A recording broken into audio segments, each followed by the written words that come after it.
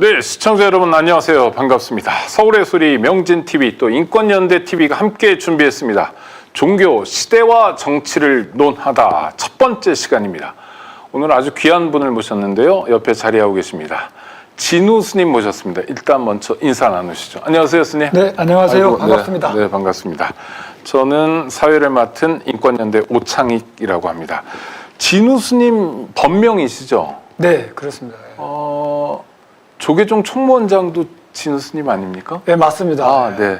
동명 2인. 예, 2인입니다. 네, 네. 참 다행입니다. 아, 왜 다행이셔요?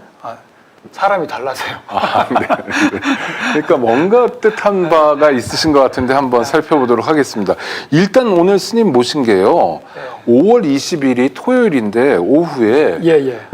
불자들이 시국법회를 연다고 하는데요. 네. 시국법회 약간 낯설기도 합니다. 이게 뭔가요?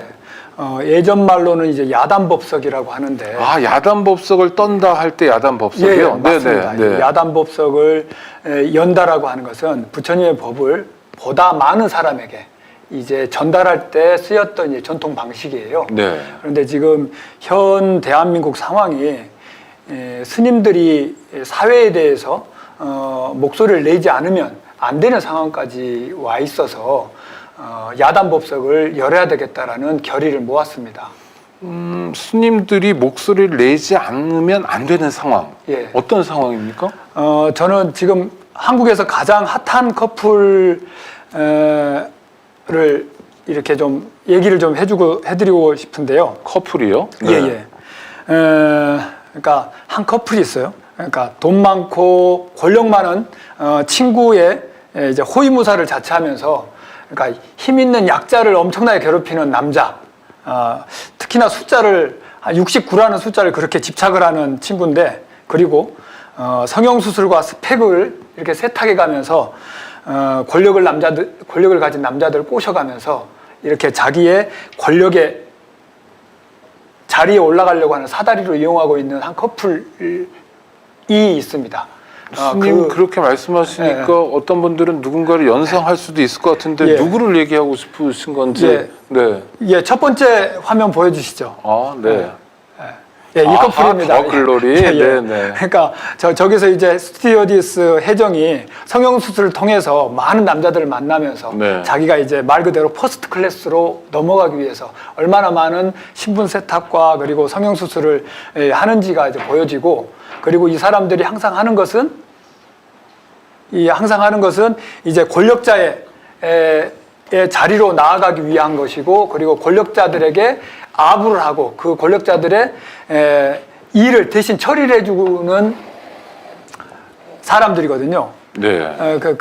그래서 저는 지금 대한민국 사회를 가장 대표하는 커플로 생각을 하고 있습니다. 그래서 이 커플들의 욕망처럼 똘똘 뭉쳐있는, 그러니까 가짜 같은 품격을 가지고 있는 사람들에 대해서 우리가 욕망으로 우리가 나름 이렇게 투사를 하고 있지 않는가라고 싶어서 대한민국을 가장 대표하는 현재 이제 커플이라고 생각이 들어서. 네. 더 글로리라는 드라마에 나온 두 조연이지만 사실 되게 중요한 역할을 했던 분들인데 드라마에서 멈추지 않는다 현실이, 이런 말씀인 것 같고요.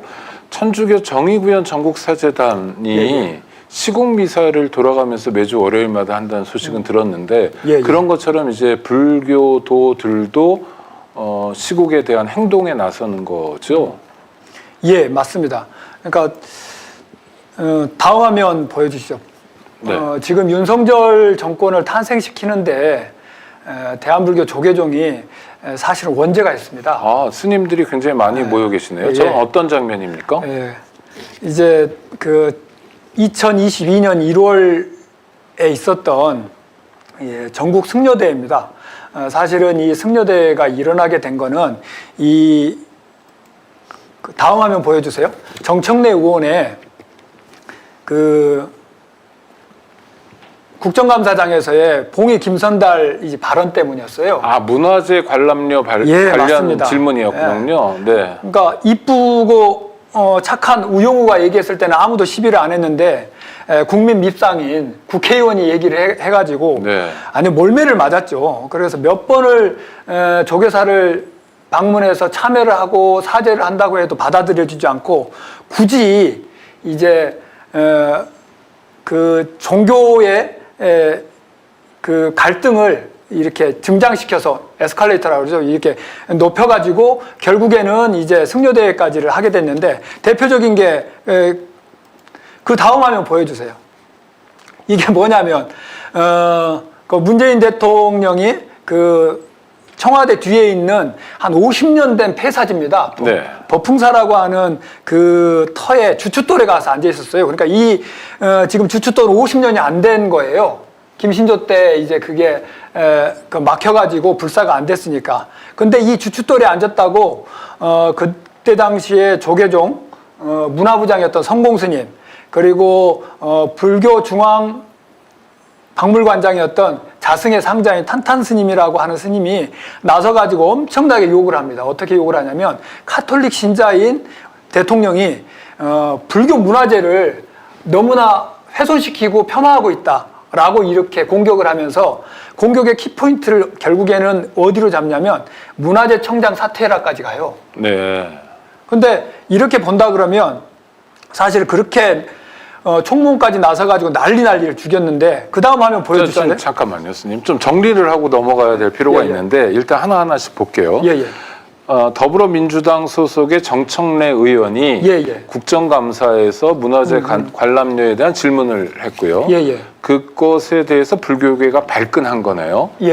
그런데 정청래 의원은 뭔가 오해가 있다, 오해를 한번 풀어보자 했지만 거부하시고 승려 대회를 열었고 하필이면 그 기간이 2022년 1월이기 때문에 대통령 선거 직전이어서 당시 여당, 지금 야당인 더불어민주당 후보를 악선시키기 위한 의도도 있었다. 또 하나 문재인 당시 대통령이 불교 문화재를 이제 훼손하거나 이렇게 또 모욕하거나 하는 장면을 연출했다. 그래서 이제 문제 제기를 두 가지로 했는데 이게 결국은 윤석열 후보의 당선에 불교계가 기여한 거다. 이렇게 주장하시는 건가요? 그렇게 볼 수 있지 않을까 싶은 거예요. 그래서 그 다음 화면 보여주시면 윤석열 대통령이 작년 크리스마스 때하고 이번 부활절 때 어떤 얘기를 하냐면 한국의 헌법 체계와 그리고 법 체계가 모두 성경에서 나왔다는 얘기를 해요. 그래요? 네. 그리고 그 얘기를 어디서 하냐면 4.3 사태의 주동 세력이라고 하는 그 서북 청년단의 근거지가 됐던 영락교회에서 그 얘기를 해요. 네, 영락교회가 예전에 피난 나오신 분들이 설립한 한경진 목사님이 그 심으로 하셨던 그곳인데 그러면은 주춧돌 50년 된 주춧돌에 앉았던 대통령을 공격했던 조계종이라면 헌법 체계가 성경에서 나왔다라고 얘기를 두 번씩이나 하는 대통령에 대해서는 얘기를 해야 될 거 아니에요. 항의를. 그러면은 예전 저 대응을 그대로 참고한다면 전국 승려대회 같은 거 하고 이게 한 두세 번은 했었어요. 그러니까 스님 말씀은 지금 조계종 집행부가 윤석열 대통령에게 굉장히 유착되어 있다. 이런 말씀을 하시는 거군요. 그런 의혹이 있어 보인다라고 이제 말씀을 드리고 싶습니다. 네, 알겠습니다. 그런 면에서 불교계가 윤석열 정권의 출범에 기여했기 때문에 반성하는 의미에서 시국법회를 연다. 이렇게 새겨도 됩니까? 그것뿐만이 아니고 지금 그래가지고 윤석열 정권이 잘해줬으면 좋은데 지금 말 그대로 민생은 파탄, 경제는 침몰, 외교는 굴욕, 평화는 위기, 정치는 실종, 민중들에 대해서는 탄압을 하고 있잖아요.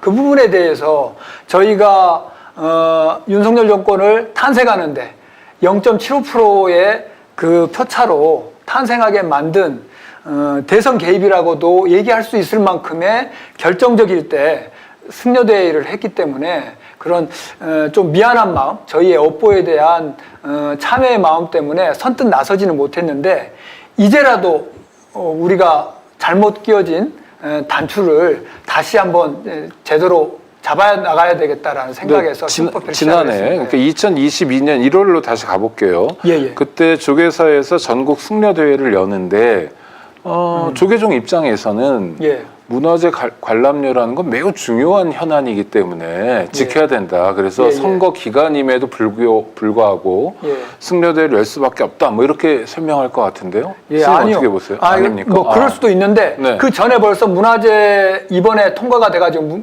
사찰 문화재 관람료에 대한 관계법이 통과가 돼가지고 네. 415억이 이제 정부에서 문화재 관람료를 안 받는 대신에 415억을 정부 예산으로 이제 대체를 해주기로 했잖아요. 네. 근데 그 법안이 그 전부터 벌써 추진이 되고 있었어요. 논의가 되고 있었어요. 그러면 다 정리해볼게요. 제가 이해가 안 돼가지고. 예. 자, 올 5월부터 예, 문화재 관람료를 안 받기 시작했죠. 예. 그래서 저는 사실 가끔 산에 가거나 어디 가보면 난 문화재 보지도 않는데 사실 예. 절 옆으로만 지나갔는데도 예. 관람료를 내라고 그래서 예. 불편했던 적도 있었는데 예. 하여튼 그걸 안 받기로 했단 말이에요. 예. 그럼 시민 입장에서는 예. 뭐 반갑죠. 뭐 몇천 원 안 되더라도 불편했는데 네. 근데 그게 꼭 좋은 일이 아니네요. 그렇죠. 아, 그러니까 문화재 관람료를 안 받는 대신 예. 불교계에 세금으로 지원하겠다 이런 건가요? 예, 그렇죠. 그러니까 그 전에 이제 제일 문제가 됐었던 것 중에 하나가 지리산 천은사였는데 네. 그거를 몇 년 전에 천은사가 풀었어요.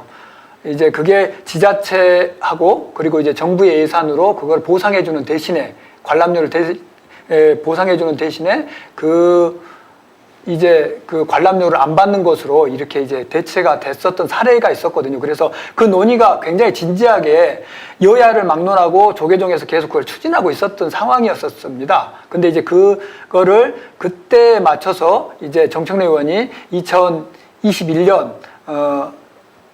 그 국정감사에서 봉이 김선달이라고 발언하는 바람에 네네. 이제 된통 그 비유를 잘못 들어서 이제 정청래 의원은 일종의 빌미를 제공한 건데요. 그렇죠. 울고 싶은데 네. 뺨을 때려준 거죠. 그런데 문화재 관람료는 왜 받습니까? 이제 안 받기로 했지만 근데 그동안 왜 받았던 겁니까? 먼저 좋은 측면을 네네. 좀 말씀을 드리자면 이제 우리 국가문화재의 한 60에서 70% 이상이 불교 문화재입니다. 아, 불교가 그렇죠. 이제 네, 불교 전통이 있으니까. 그거를 네. 유지하고 그리고 이제 보존하기 위해서는 반드시 이제 예산이 투여가 돼야 되고 그리고 이제 그 예산뿐만이 아니고 그 관리하기 위해서는 사람도 들어가야 돼. 사람도 이제 있어야 되잖아요. 네네. 그래서 그런 예산이 필요한 건 분명합니다.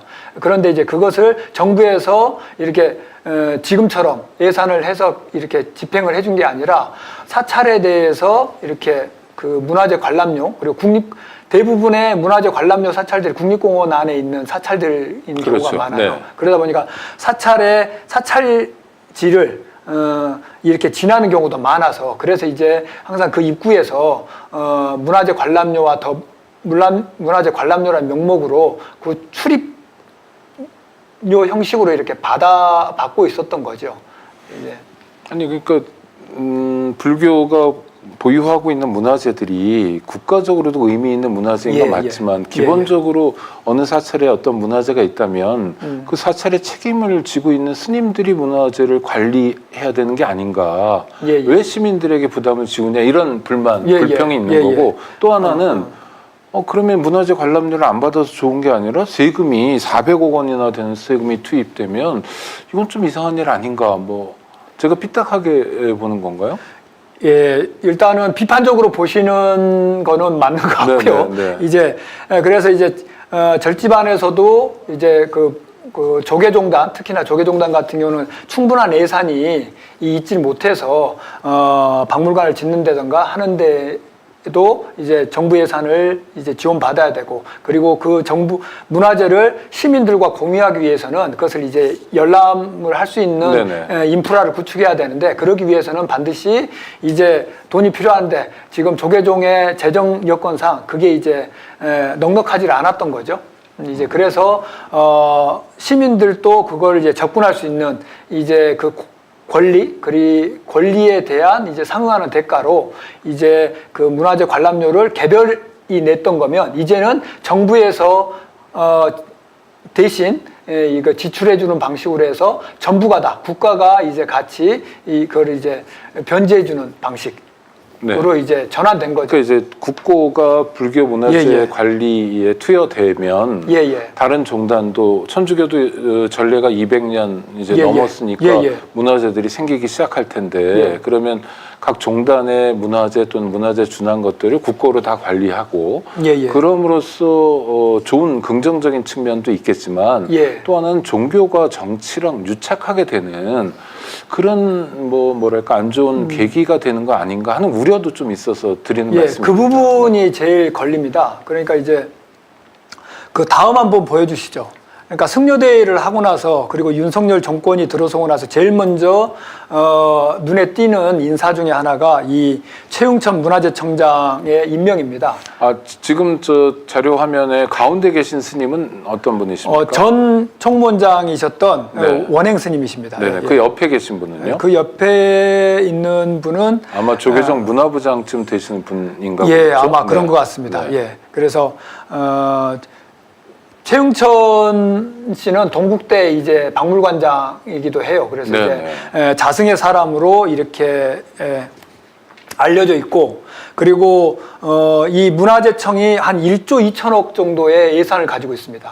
아, 1년 예산이요? 예, 예산을 네, 집행을 적지는 하는 않군요. 게, 예, 적지가 않습니다. 그리고 그 1조 2천억의 예산을 분배하는데 가장 큰 역할을 하는 분들이 문화재 위원들인데 그 네. 문화재 위원들의 자승의 최측근들이 굉장히 많이 들어가 있어요.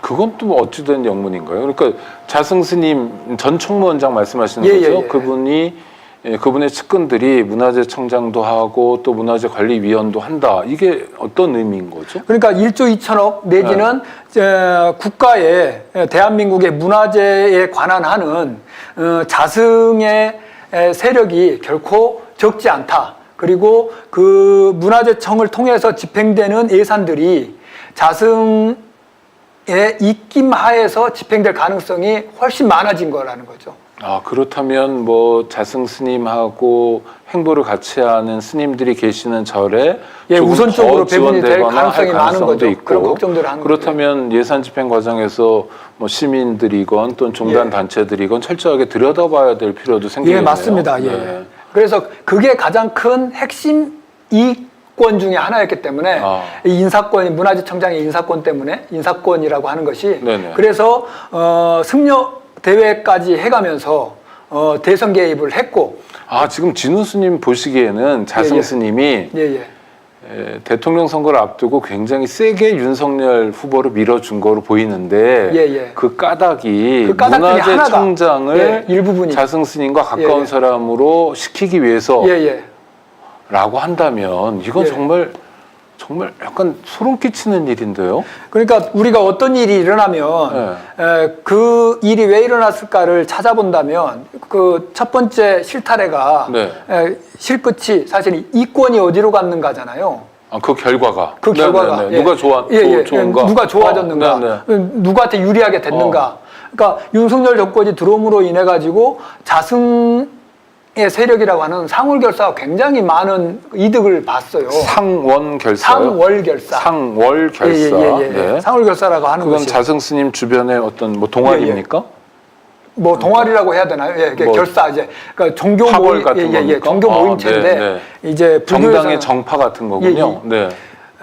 좀 운동 다릅니까? 형태라 그래야 될까요? 네. 캠페인 같은 네. 건데 하여튼 근데 그게 좀 변질돼서 네. 자승의 이제 측근 모임으로 생각하시는 게 더 훨씬 더 현실적으로는 맞겠다 싶습니다. 자승 스님의 측근 모임인 상월결사에 예. 소속된 스님들이 예. 잘 나가기 시작했다. 이런 그 전부터도 잘 나갔는데 네. 완전히 이제 더 잘 나가기 시작했다. 그리고 그 사람들 중에 제가자들, 그러니까 스님들뿐만 아니고 제가자들 중에는 이제 정계 그리고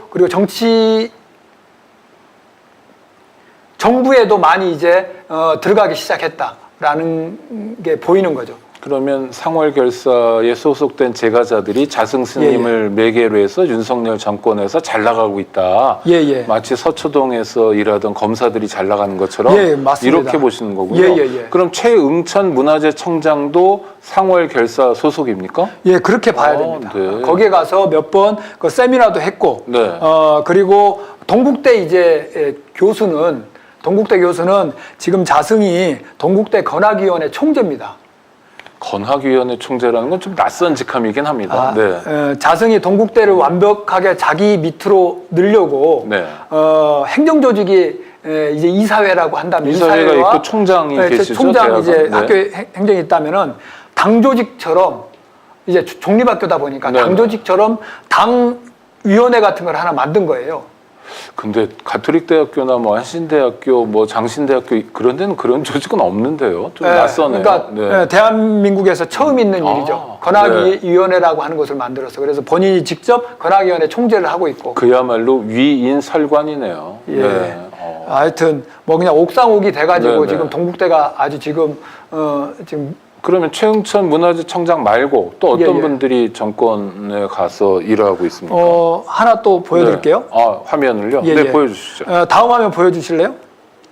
이 얘기가 김기현 씨가 기독교인들 국회의원이 많이 나와야 된다라고 얘기를 했던 몇 년 전에 동영상을 보고 조계종에서 작년에 그 뭐죠? 자, 그럼 지금 예, 예. 저 양복 입은 분은 예. 김기현 씨. 국민의힘 대표죠. 예. 김기현 대표고 대표된 다음에 찍은 사진인가요? 예, 그렇습니다. 네, 좋습니다. 그 전일 겁니다. 전 대표의- 근데 제일 뒤에 있는 사람이 누구냐면 네. 자승의 그 사제예요. 그러니까 정대 스님의 유발상자, 자승의 은사 스님이었던 맨 뒤에 정대 스님. 양복 입은 분이요? 예. 이 사람이 그 윤석열 선거 캠프에 네. 이제 불교 쪽 파트를 맡았던 담당관이었어요. 그럼 예. 김기현 국민의힘 대표 옆에 계신 분 누구세요? 아까 모자 얘기했던 쓰신 분. 그 전 총무원장 자승 그리고 지금 현재 동국대 건학위원회 총재도 맡고 있는 자승입니다. 스님이 여러 번 말씀해 주시는 자승 스님이 저분인데 근데 행색이 승복은 입고 있는데 약간 스님 같지 않네요. 예. 턱수염도 기르시고. 천공이 코스프레를 하느라고 한참 머리를 길렀다가 이번에 인도 가서 머리를 다시 깎긴 했습니다. 예. 그 시험도 천공 때문에 길렀다고 보시는 거예요? 저는 그렇게 보입니다. 아니 아마- 조계종 총무원장까지 하신 분이 천공은 그래도 뭐랄까요 뭐 사입이라고 얘기해야 되나요? 뭐 이렇게 기성종단의 지도자 반열에서 볼 때는 참 터무니없거나 허무맹랑하거나 이런 사람일 가능성이 그렇죠. 높은데요. 네. 그런데 그래- 그분을 코스프레 한다고요? 그러니까 자승이 부러운 거는 그 사람의 도력이나 정의감이나 인간적인 품격이 부러웠던 게 아니라 대통령이 될 만한 사람 그리고 대통령이 된 사람에 대해서 얼마나 영향력을 미치고 있는가가 부러웠겠죠. 그래서 코스프레를 한 걸로 저는 생각을 근데 합니다. 그거는 진우 스님의 추정인데 예. 이렇게 자신만만하게 말씀하시는 근거를 좀 대주셔야 될 것 같은데요? 왜 그러냐면 그 윤석열의 왕자 아시나요? 네, 윤석열 대선 후보가 예. 손바닥에 임금 왕자를 써가지고 나온 적이 있었죠. 네. 예. 근데 그 사람의 왕자 전에 네. 이기흥이라고 하는 사람이 기흥 누굽니까 이분은? 대한체육회 회장이었던. 아, 지금도 하고 지금도 있죠? 체육회장. 예. 이분이 이 사람이 불자고 예. 뭐 불자 연합회 회장인가 했던 분이죠. 사물결사 멤버죠. 자승 스님 멤버. 네, 최측근 중에 한 명인데 네. 이 사람이 그 감사 받을 때 손바닥에 왕자를 새겨가지고 이렇게 선서를 장면도 있습니다. 그러면 왕자를 쓰라고 한 건 천공이 아니라 자승이라고 보시는 건가요?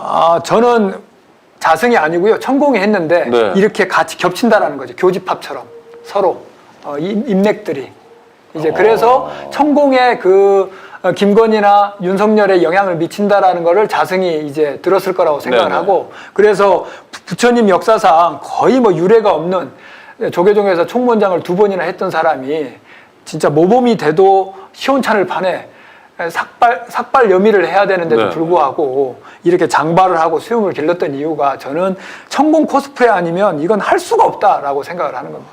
사실이 아니었으면 좋겠는데 예. 만약 그렇다면 정말 충격적인 일인데 한국이 불교 전래 이후 사실 한반도에 사는 사람들이 문화민족으로 살기도 하고 또 불교 문화라는 게 상당히 선진 문화였기 때문에 그렇죠? 한자하고 같이 들어왔는데 그럼으로써 우리가 깊어질 수 있었고 그랬던 거 아닙니까?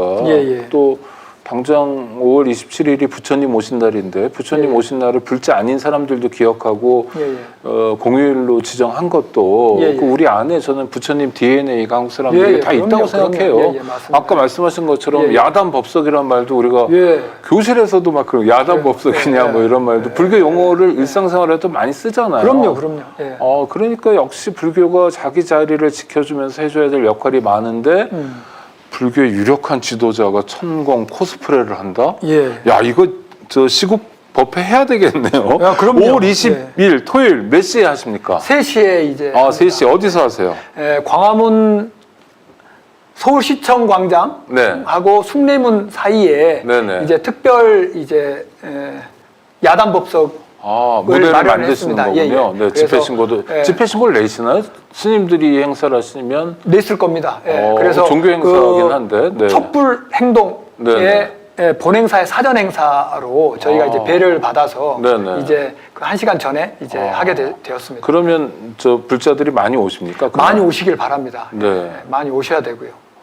스님들도 많이 오시나요? 스님들도 어떻습니까? 많이 오셨으면 좋겠습니다. 그런데 자승 스님이 그렇게 엄연하게 예. 존재감을 폼내고 있으면 그 자리에 오는 게 두려울 것 같은데요. 예, 그러니까 자승이 윤석열이 굉장히 자승을 롤모델로 삼고 있어요. 네. 그러니까 뭐냐면 자승은 조계종단 내에서는 거의 윤석열의 롤모델입니다. 말 그대로. 왜냐하면 아니, 이해가 안 됐어요. 예. 윤석열 대통령을 말씀하시는 예. 거잖아요. 윤석열 대통령의 롤 모델이 자승 스님이라는 걸 제가 어떻게 이해해야 되죠? 왜냐하면 예. 윤석열 대통령은 예. 대통령이 됐잖아요. 예. 어떤 면에서 모든 걸 다 얻었는데도 자승 스님이 롤 모델이다? 다 아직 못 얻었어요. 윤석열 대통령 왜냐하면 입장에서 국회를 다 네. 국회의원들 다 확보하지 못했잖아요. 다수당이 아니기 때문에. 네네. 예. 그런데다가 경찰 권력과 그리고 경찰 권력 그리고 사법부라고 하는 것까지는 확보를 못했잖아요. 아니 경찰도 지금 보면 다 그렇죠. 장악한 근데 것 같은데. 사법부는 장악을 네. 못했잖아요. 근데 네네. 자승은 조계종 내에서 경찰력과 검찰력의 하나인 호법부를 완전히 장악을 했고, 호법부. 예, 네. 그리고 사법기관이라고 할 수 있는 법원이라고 할 수 있는 호계원을 완전하게 장악을 했어요. 개원. 개원. 그리고 네. 국회라고 얘기하는 중앙종회를 완전히 장악을 했어요. 중앙종회. 예. 네. 그러니까 완전히 천하통일을 한 거죠. 조계종 내에서는. 네, 다시 정리하면 자승 스님은 지금 총무원장도 아니시지만 예. 실제로 조계종단 내에서 검찰, 경찰 역할을 하는 뭐 예. 비위를 조사하거나 예, 하는 예. 감사 업무도 하겠네요. 당연하죠. 이런 걸 하는 예. 호법부도 장악하고 있고 예. 그다음에 법원의 역할을 하는 호계원도 장악하고 장악을 있고 그다음에 국회에 해당되는 중앙종회도 장악하고 예. 있다. 그 얘기 무슨 얘기입니까? 그 장악하고 있다는 건 자승 스님을 따르는 아까 말씀하신 상월결사 멤버들이 중앙종회에서 다수를 차지한다. 다수가 아니고 대부분입니다. 다수가 아니고 대부분이라는 건 그러니까 중앙종회 의원이라고 그럽니까? 예, 중앙종회 의원이 몇 의원 중에, 분이신데요? 예. 모두 81분인가 그럴 거예요. 80명 정도라고 치고 예. 그 중에 상월결사 멤버가 몇 분이나 됩니까? 비구니 스님들도 들어갔는지는 모르겠는데 대부분입니다. 그러니까 우리 국회에는 그러니까 네. 간단하게 얘기해요. 국회에 해당한다 그러면 정당들이 있잖아요. 그걸 이제 조계종에서는 정책 모임이라고 합니다. 네네. 상월결사도 그런 정책 모임이 하나고요. 예, 네. 상월결사는 정책 모임이 하나가 그건 아니고 아니고. 그거보다 더 큽니다. 네네. 그런데 그 정책 모임들 중에 불교광장이라고 하는 곳이 있는데 네. 불교광장이 다 돼버렸습니다.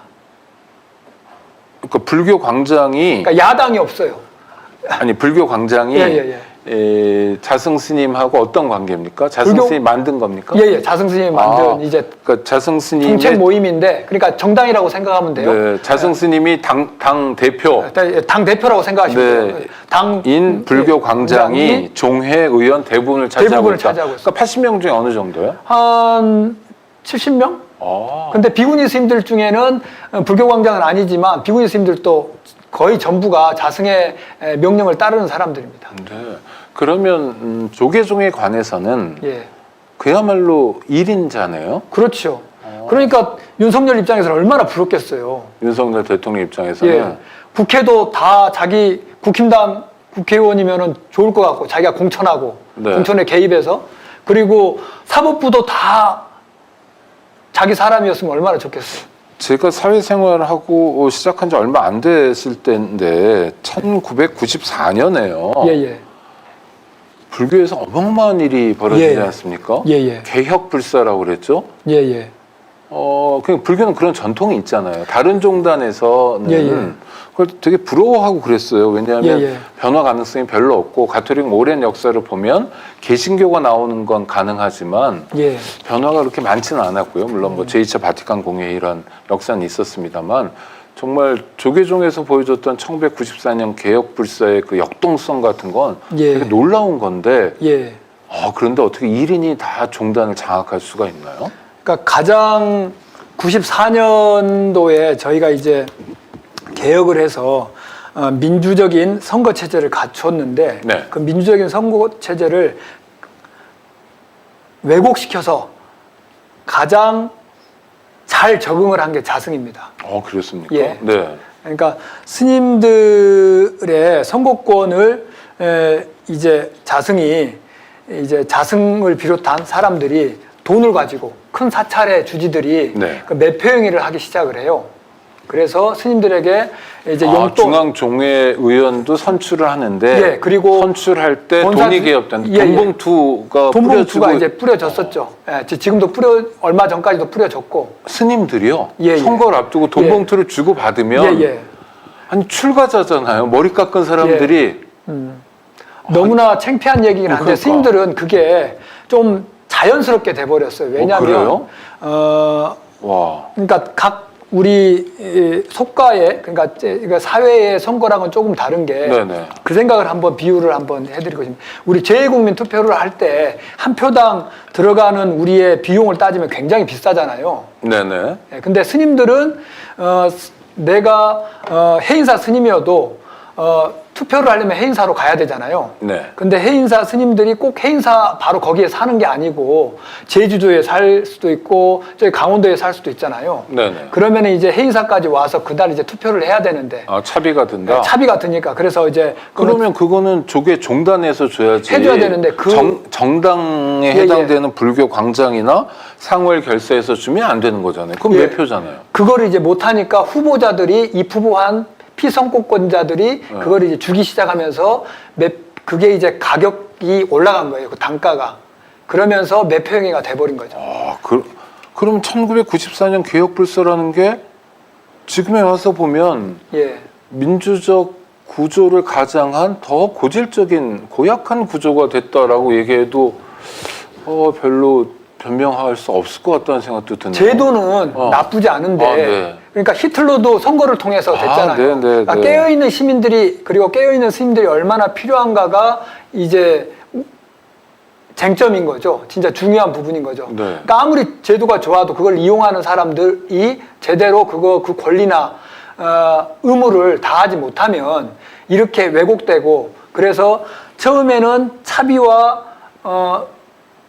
주무실 수 있는 그리고 이제 숙박료, 숙박료 정도 교통비. 그러니까 네. 제주도에서 오면은 주무셔야 되니까 1, 20만 원. 예, 예. 네. 그걸로 시작을 한 게 이제 점점 더 커지면서 매표행위가 돼버린 거죠. 그래서 이제 진짜 많이 받는 곳은 뭐 진짜 본사 주지 선거 같은 경우는 뭐 1,000만 원대가 넘어가는 곳도 있고 총무원장 선거 유권자들한테 주는 예, 예. 돈이 1,000만 원씩 준다고요? 예, 그런 경우도 이제 생길 정도였습니다.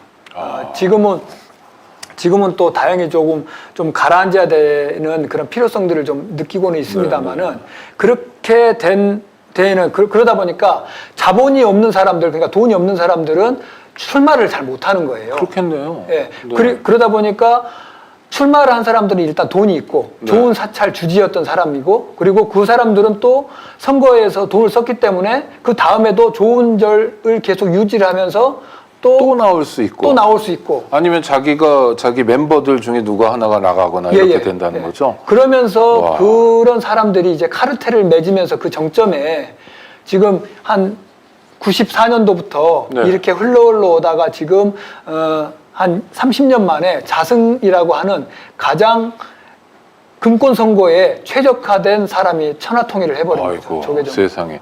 하나만 더 여쭤볼게요. 예. 94년에 개혁불사 할 때 당시에 소위 구체제 앙시앙 레짐이 예, 예. 의현 총무원장이란 분이 있었잖아요. 서의원 맞죠? 예, 예. 그분 얼마 전에 언론에 나오지 않았나요? 제가 예, 본 맞습니다. 거, 네. 그분이 같은 분인가요? 예. 아, 시청자 여러분, 이게 뭐냐면 박근혜 전 대통령이 어느 날 대구 동화사였죠. 예. 동화사에 가는데 그 옆에 스님이 굉장히 연세 많으신 스님이 예. 의원이라고 불렀는데 예. 그분이 동일 인물이군요. 예. 개혁불사 때 쫓겨나지 예. 않았나요? 예, 맞습니다. 근데 그 쫓겨났던 네. 멸민당했던 서의원을 다시 복권시키고 대종사를 만들고 그리고 동화사 방장을로 추대를 하게 한 사람이 자승이에요. 왜 그랬습니까? 자승의 정치적인 멘토가 서의원이거든요. 자승이 중앙무대에 복잡해라. 데뷔를 한 게 네. 서의원이 규정국장으로 자승을 픽업을 해서 일을 시키기 시작한 게 그러니까 처음입니다. 자신의 정치적 스승에 대한 은혜를 갚은 거군요. 네, 은혜도 갚을 뿐만이 아니라 그리고 지금은 이제 정치적인 동업자죠.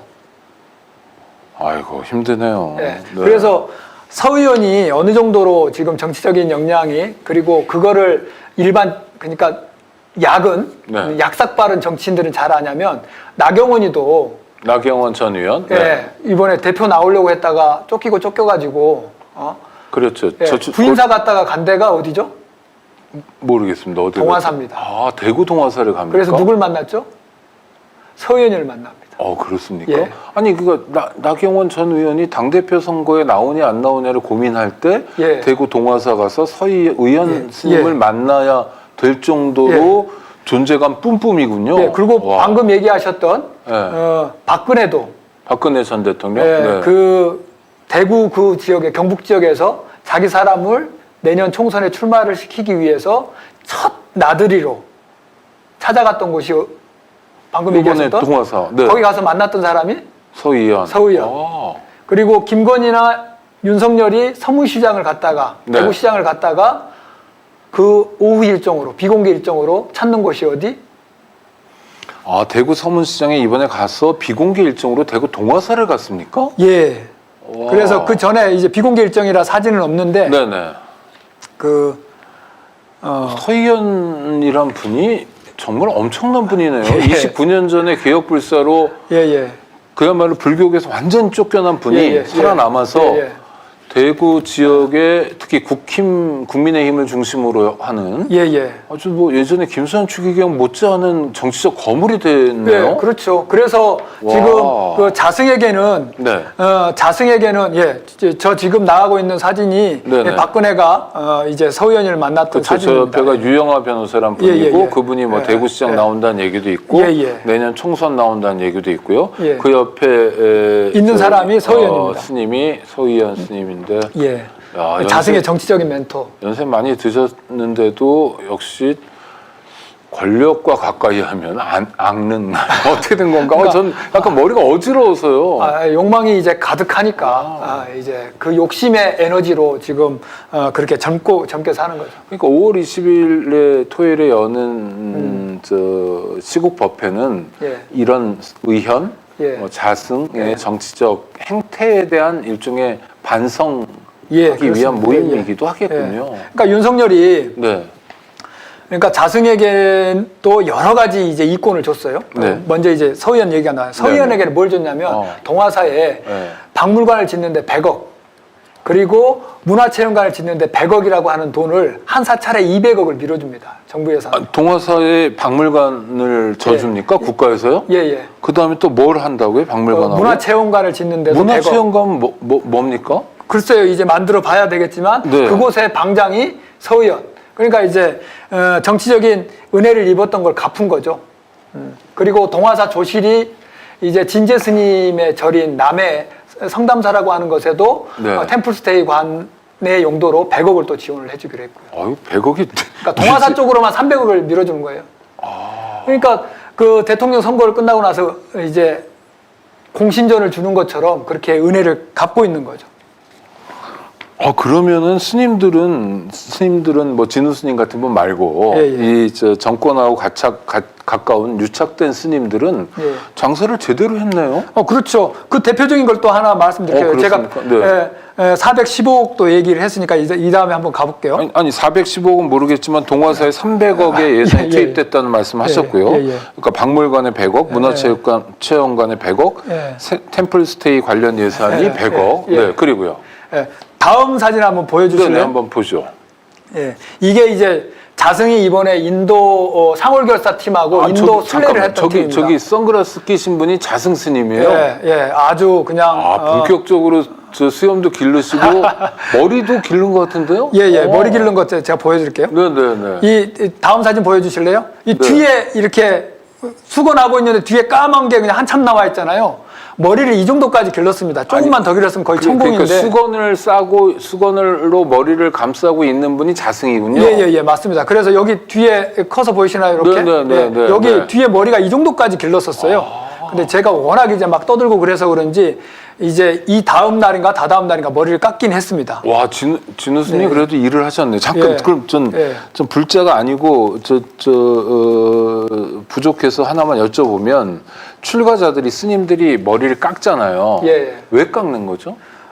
그거는 이제 여러 가지 이유가 있는데 네네. 첫 번째 교리적으로는 네. 무명초라고 해서 무명초. 본내를 상징하는 네. 것을 이제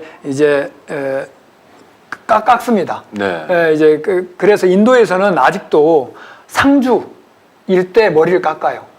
집에 초상이 나거나 그러니까 그러면? 죄인이라는 네네. 거죠. 그러니까 그 하심하는 마음을 이게 기르기 위해서 이제 그런 거고 두 번째는 이제 과학적으로 따지자면 대중생활을 하기 때문에 이제 그 위생이 굉장히 철저해야 되잖아요. 네네. 스님들이 이제 모여서 사니까. 네네. 그러다 보니까 머리를 깎는 게 훨씬 더 위생적으로도 더 유리하고 그리고 세 번째는 승단을 이렇게 규율을 잡는 데 있어서는 스님들은 승복을 입고 네. 그리고 신부님들은 로망카라를 하잖아요. 네네. 근데 로망카라를 빼면은 신부님인지 아닌지 잘 구분이 안 모르죠. 가잖아요. 네. 근데 유니폼뿐만이 아니고 헤어스타일까지 통일을 시켜버리신 거죠. 네. 그래서 예전에 중세 때 신부님들도 머리를 깎았잖아요. 수도자들은. 탁발승 예, 탁발승들은. 네. 이제 그런 것처럼 그러면은 그냥 보통 옷을 입어도 이렇게 머리를 깎고 있으면 스님 아닐까? 그렇죠. 라는 이제 그렇게 규제의 보이죠. 대상이 되기 때문에 네. 세 가지 이유에서 머리를 깎았는데 자승은 그거를 전혀 개념치 않고 그러니까 깎아버린, 길렀던 거죠. 당신은 스님이니까 예. 스님답게 살고 어디서든지 부처님의 제자로서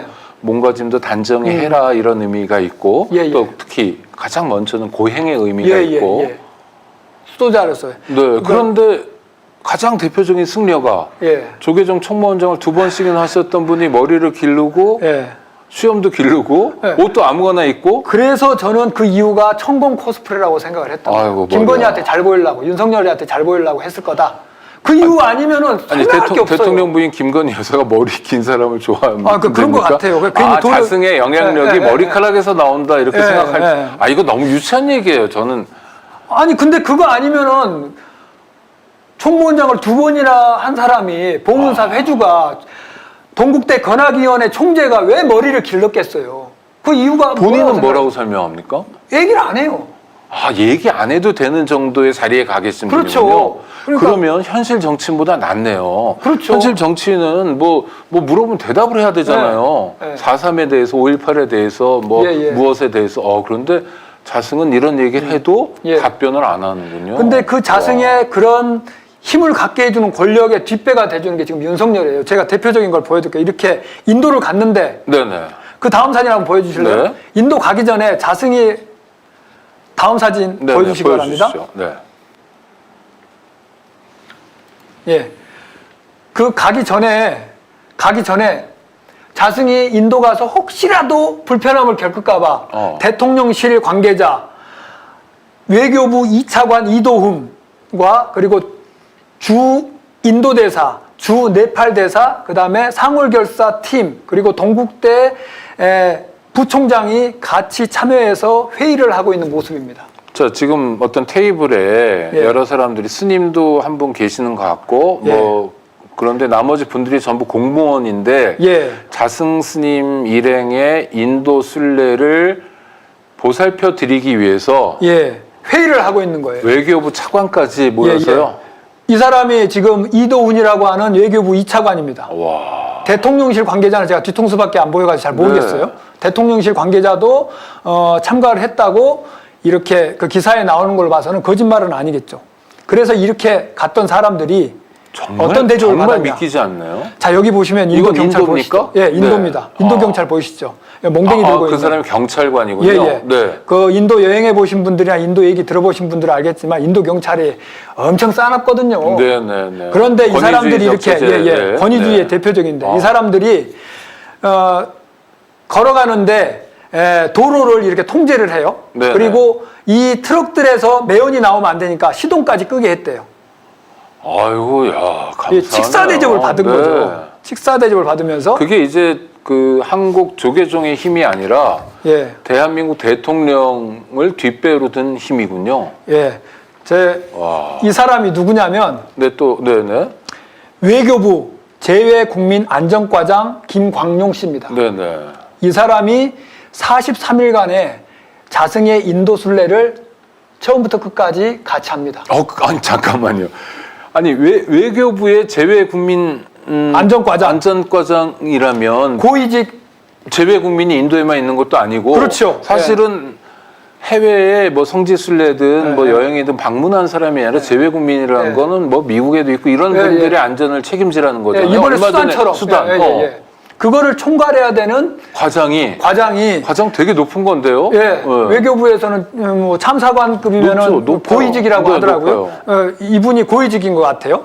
이분이 한 달 반 동안 자승 스님 쫓아다니면서 편의를 받으렸다고요? 네, 그래서 얼마나 이게 몇 년도 몇 월의 일입니까?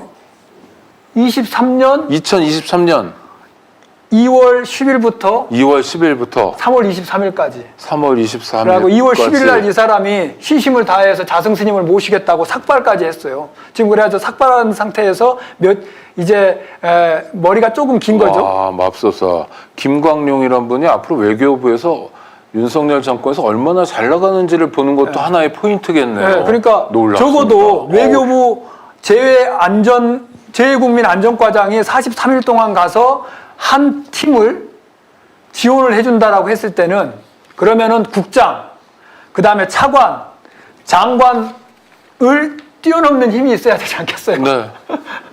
그래서 왜냐하면 주 인도 대사관에도 이 업무를 담당하는 제외국민 안전을 담당하는 팀원이 있었을 거 아니에요. 네. 그러니까 이 사람이 직접 갔으니까 그 인도 대사관에서는 얼마나 난리가 났겠어요. 그럼요. 예. 네. 그래서 이제 그 행사들을 했습니다. 요 행사를 한번, 요 사진 한번 봐. 그래서 네, 한번 이렇게 더 보시죠. 네. 상월결사 팀들이 가 있는 곳에는 이렇게 텐트도 치고 이거는 이제 이틀에 한 번씩 텐트를 쳤습니다. 네네. 예, 그리고 이제 호텔에 들어갔었는데 이 펜스를 쳐요. 호텔에 주로 잤는데 가끔 텐트도 텐트를 보여줬다. 쳤으면 네. 호텔이 없는 곳에서는 네네. 그러면서 이렇게 그 외국인들이 그러니까 인도인들이 접근하지 못하게 이렇게 펜스도 쳐요. 그리고 그거를 경찰들이 지켜주고 인도 경찰들이. 저 나무는 뭡니까? 예, 이 나무는 좋은 나무네요. 네, 뭔가 우리의 뭐, 성황당 그 네, 동네에 네. 있던 성황당. 네, 뭐 그래서 약간 이제 신령한 부처님을 나무. 모시고 네. 거기에 이제 예부를 모시고 있는 장면인데 이 팀과 대변되는 거를 그래 내가 100번 양보해서 인도가 험한 곳이고 네네. 성지순례하는 사람들을 잘 지원해주기 위해서 갔다고 쳐. 그러면은 여기에 와가 대변이 되는 게 이 사람들은 지금 성지순례단이 75명이었습니다. 네. 스님들은 50몇 명이었고 제가자들까지 합쳐가지고 요 사진은 어떤 사진이냐면 자, 스님 그러면요. 아니 하나만 요 얘기까지 좋아요, 할게요. 좋아요. 아, 제가 요거는 뭐냐면 우라통 생길 것 같아서. 여기에 네. 있는 사람들이 누구냐면 1250명의 정토의 수행자들입니다. 자승의 상월결사 네. 75명이 가기 전에 그 전에 1250명의 우리 대한민국 국민들이 정토회라는 게 도법 스님이 열심히 하시는. 그 법륜 스님이 하시는 법륜 스님, 네네. 예, 그 하시는 팀들이 1250명이 갔는데 여기에는 네네. 그러면 제국민 안전 과장이 아니라 제국민 외교부 국장이 가야죠. 장관이 가야죠. 네. 한 20배가 되는데 네네. 그렇잖아요. 근데 네. 그러지 않고 자승의 행사에만 그렇게 특혜를 줬다라는 네네. 거라면 이거는 윤석열이 자승에게 은혜를 갚은 것이고 그 자승은 대통령이 나한테 이르게까지 정성을 다해, 김건희가 나한테 이르게 정성을 다해라는 것을 보여준 거죠.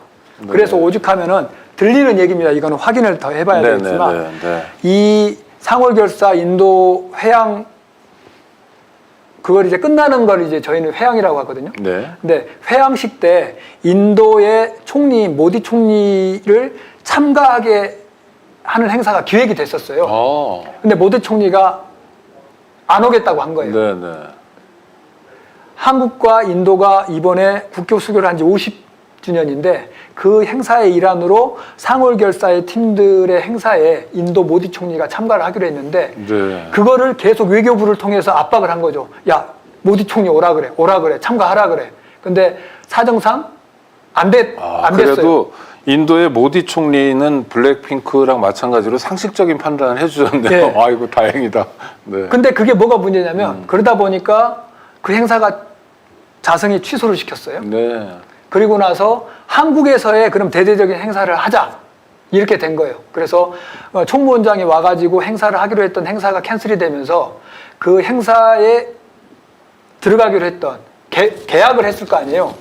그 위자료라 그러나요? 위약금을 다 물어줬다고 합니다. 자, 종교 권력은요 기본적으로 뭐 예, 스님들이 뭐 이제 불자도 있고 아닌 분들도 있으니까 예. 스님들이 그러고 자승 스님이 그런 철옹성을 만들고 하면 예. 정 마음에 안 들면 절에 안 가면 되잖아요. 그러니까 예. 보이콧 할 수도 있는데 국가 권력은 그러기가 어렵습니다. 제가 대한민국 국민인데 예. 국민 안 할래 그러면 할 게 없어요. 예, 어디 예. 갈 데도 없고. 예. 와 그런데 정치와 종교와 정치가 예. 이렇게 낮은 수준에서 천박하게 유착돼 있으면 이건 정말 심각한 문제인데요. 많이 심각하죠. 그리고 특히나 종교 권력과 네. 정치 권력이 묶여 있으면 어떤 일들을 하는지를 제가 보여드릴게요. 그래요? 네. 오늘 스님이 준비를 많이 해 오셨는데 정치와 종교와 정치가 묶여 있으면 어떤 일이 생기는지를 보여주신답니다. 자료에 어머님 준비하셨는데 한번 보여주시죠. 네. 이 화면 보여주시죠. 네, 네. 이게 윤석열 대통령 부부네요. 예. 네. 그 어떤 장면입니까? 12구 이태원 참사. 이태원 참사 네. 조문하는 장면입니다. 이게 시청 앞에 예, 정부에서 만든 예. 국가 예. 뭐 추도 기관인가 예, 그때죠. 예, 네. 예.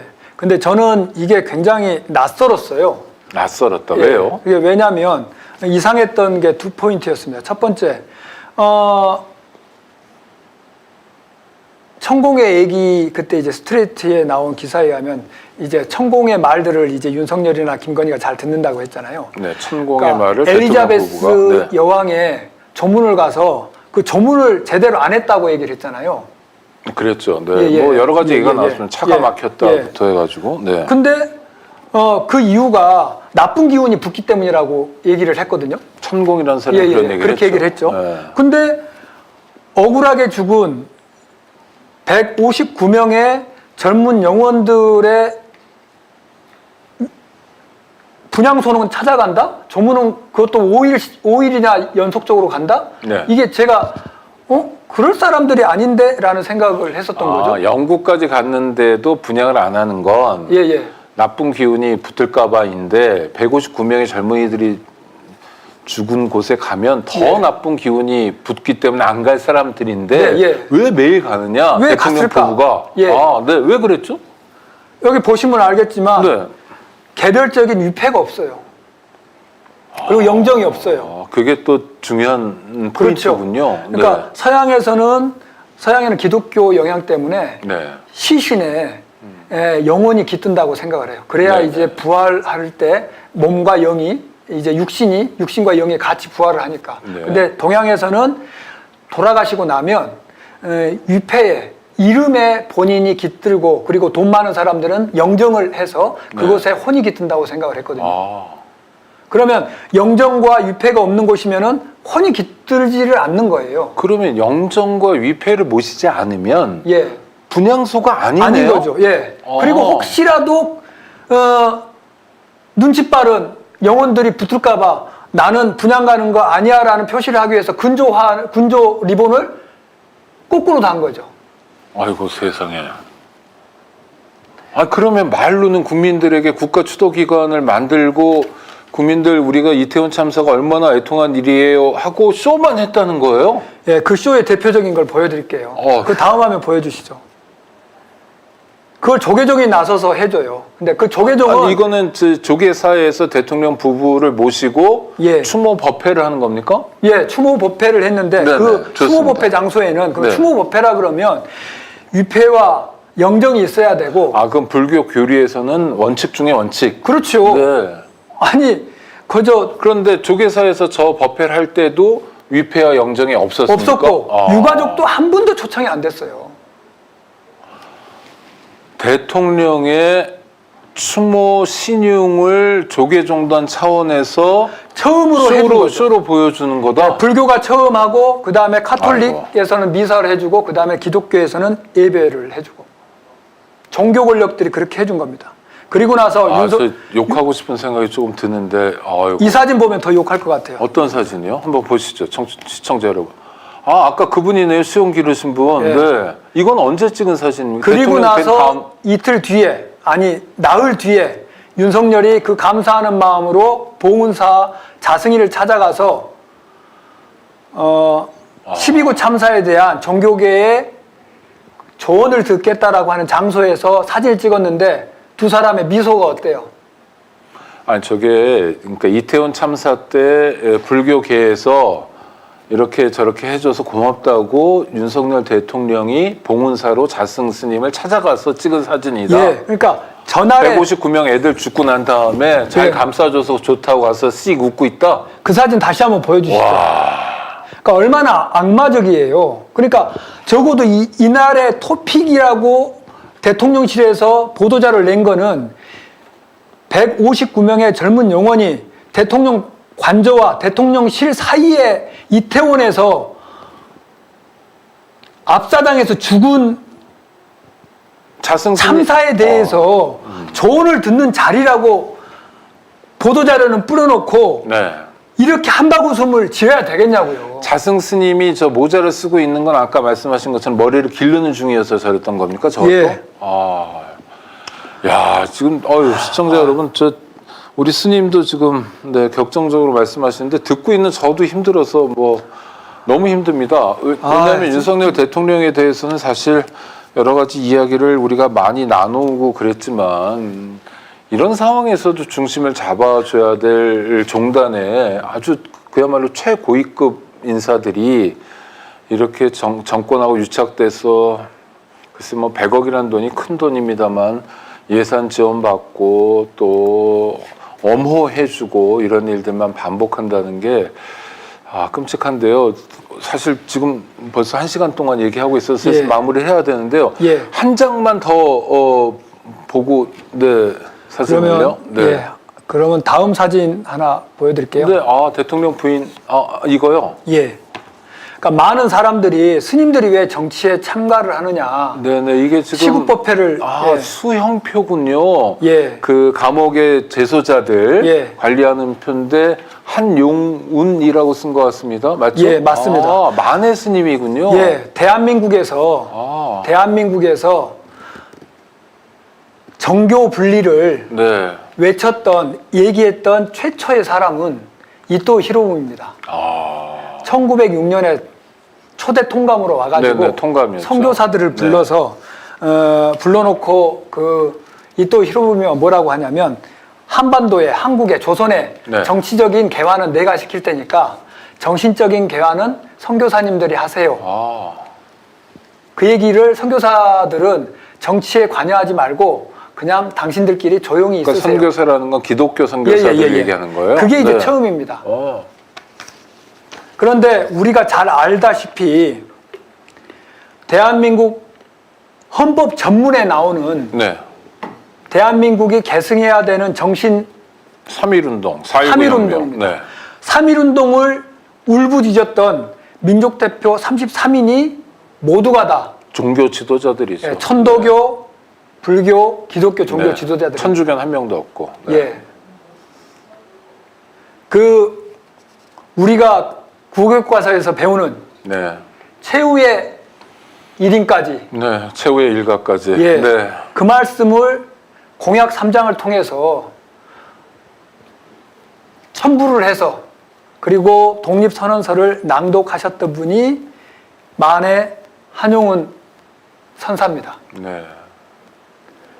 만해 한용운을 배출했던 예. 한국 불교가 예, 100년 후의 모습을 예. 들여다보니 예, 자승이라는 걸출한 정말 입법, 행정, 사법 모두를 장악한 어떤 면에서 괴승이다 또는 요승이다라고까지 부르고 싶은 예. 사람을 만들어냈네요. 그렇지만 네.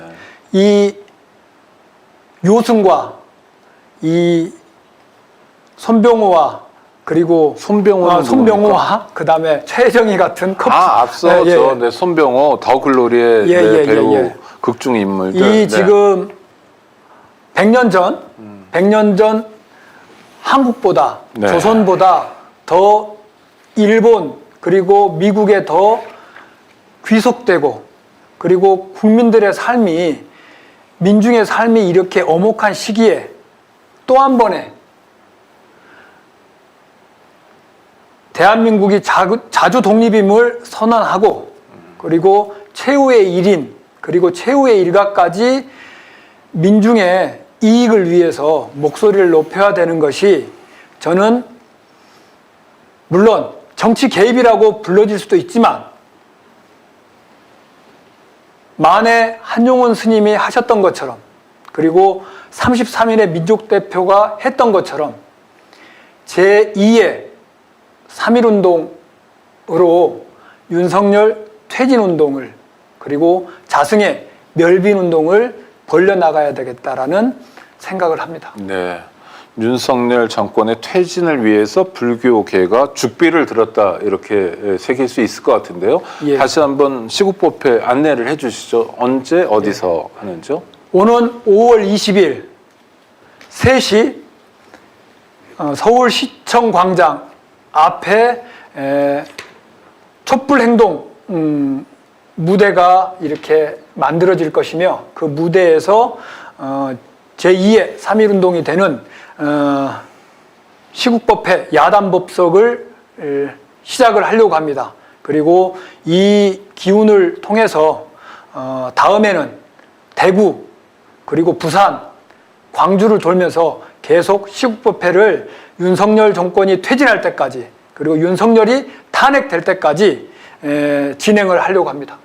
네. 한 번만 더 스님 확인하죠. 5월 20일 3시 토요일이죠. 예, 맞습니다. 네, 토요일 오후 3시 서울시청 앞 광장에서 예, 예. 불교 시국 법회 예, 야단법석. 야단법석이 열린다. 한번 관심 있는 분들 함께 해주셨으면 좋겠고요. 불교계의 어떤 면에서 개혁불사이기도 하고 성찰운동이기도 하고 예. 부끄러움을 고백하기도 하고 또 제대로 목소리를 내는 종교인다운 실천입니다. 불교 시국법회를 준비하는 우리 진우 스님, 동국대학교 교법사로 일하고 계신데요. 진우 스님과 함께했습니다. 진우 스님의 마음, 그 열정이 느껴지고요. 청취자 여러분들께서도 함께해 주실 겁니다. 오늘 하여튼 구체적인 하나하나의 사례들이 어떤 면에서 되게 정말 이런 일은 없었으면 하는 일들이 너무 많은데 스님 같은 분이 계셔서 또 불교가 자정하기도 하고 그래서 정말 어려운 시기에 불교가 뭐랄까 이렇게 기댈 수 있는 언덕 같은 역할 있잖아요. 큰 산 같은 역할. 우리 국민들께 이런 역할을 해주셔야 되는데 뭐 하여튼 진우 스님 같은 분들 또 동료 스님들께 기대해 봅니다. 오늘 함께 해주셔서 감사합니다, 스님. 예. 네. 마지막 인사 나눠주시죠. 네. 가장 어두울 때는 반딧불만 있어도 삶의 희망이 보입니다. 네. 이렇게 오목한 시기에 많은 스님들은 아니겠지만 필요한 때에 필요한 곳에 저희가 국민들과 함께 하겠습니다. 네. 꼭 5월 20일 동참해 주시기 바랍니다. 고맙습니다. 일단 반딧불의 마음인데요. 서울의 소리 명진TV, 인권연대TV가 공동 기획한 종교, 시대와 정치를 논하다. 오늘 첫 번째 순서로 진우 스님과 함께했습니다. 시청자 여러분 감사합니다. 다음 주에 또 뵙도록 하겠습니다. 감사합니다. 스님 감사합니다. 예, 감사합니다.